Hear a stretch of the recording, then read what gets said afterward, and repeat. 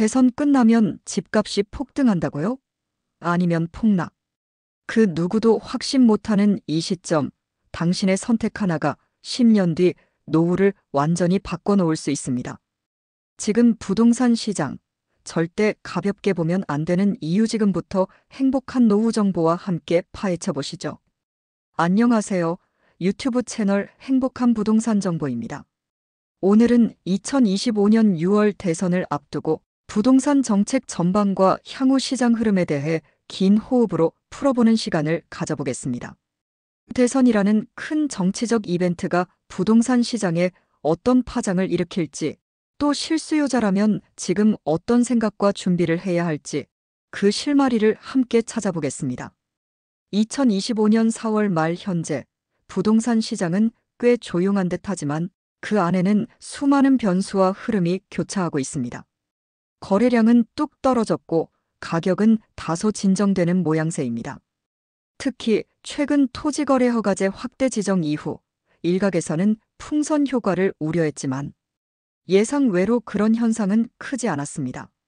이건 시장이 꽤 신중하다는 뜻이죠. 이런 시기 사람들의 마음을 가장 잘 보여주는 지표는 거래량입니다. 지금 거래가 얼만큼 되고 있는가를 보면 사람들의 심리를 짐작할 수 있습니다. 최근엔 집을 사야 하나 말아야 하나를 고민하면서도 선뜻 매수에 나서지 못하고 그저 지켜보자는 쪽으로 가는 경향이 뚜렷해졌습니다. 바로 관망 심리의 확산이죠. 지금 같은 시기에 섣불리 집 샀다간 잘못될 수 있으니까 좀 더 보자는 심리가 시장 전체에 퍼져 있습니다. 그렇다면 바로 직전 정부였던 윤석열 정부는 어떤 부동산 정책을 펼쳤을까요?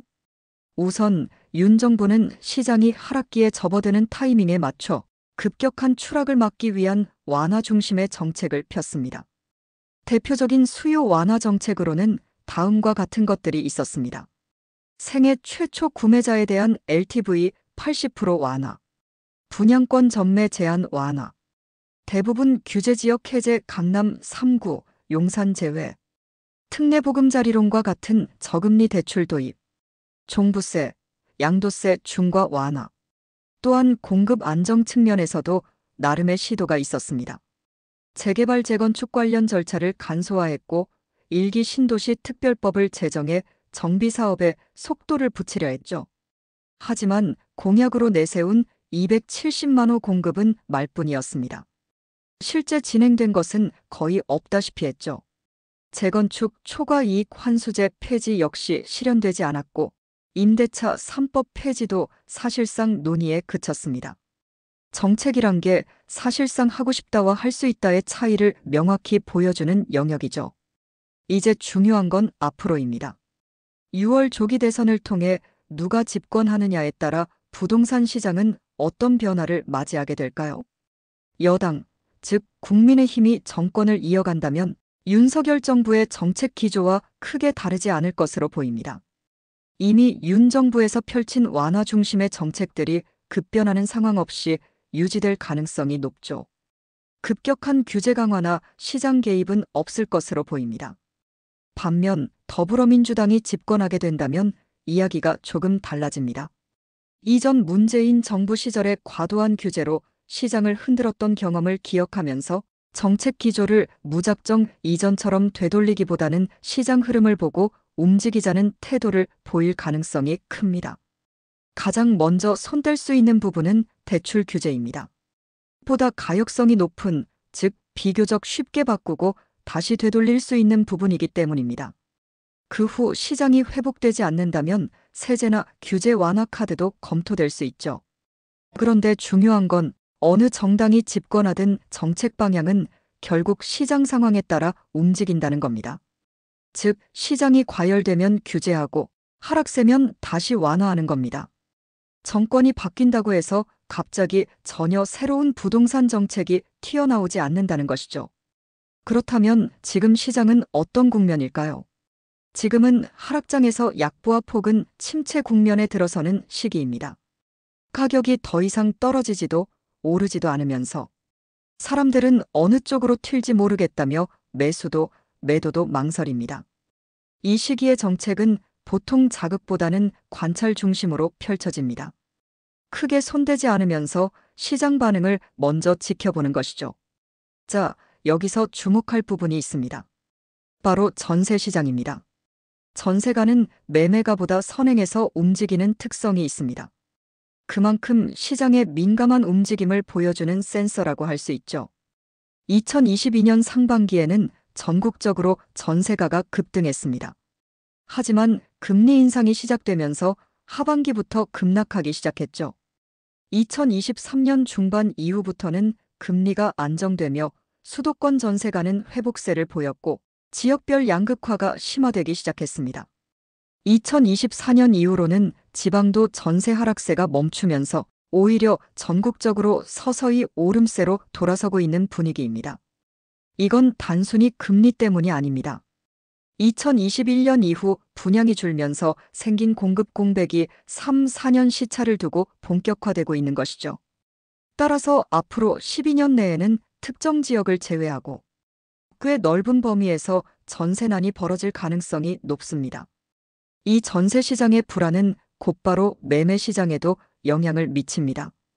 전세가 오르면 집값도 따라오르기 때문입니다. 그래서 정책 기반자들은 지금 가장 긴장하고 있는 것이 바로 이임대 시장의 불안입니다.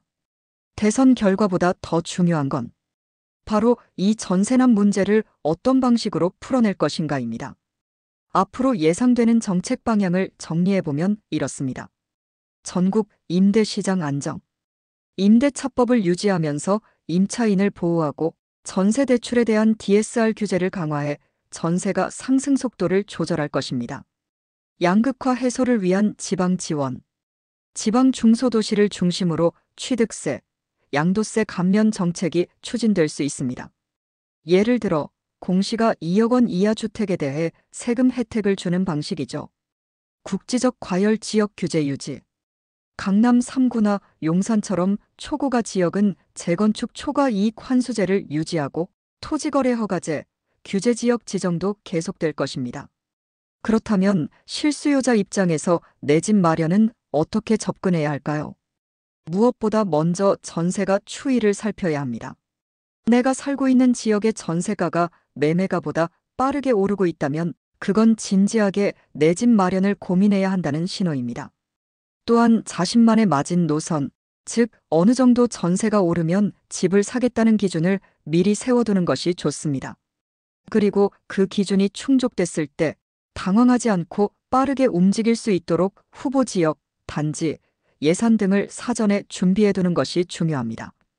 정리하자면 2025년 6월 대선은 단기적인 이벤트일 뿐 부동산 시장을 움직이는 진짜 힘은 시장 자체입니다.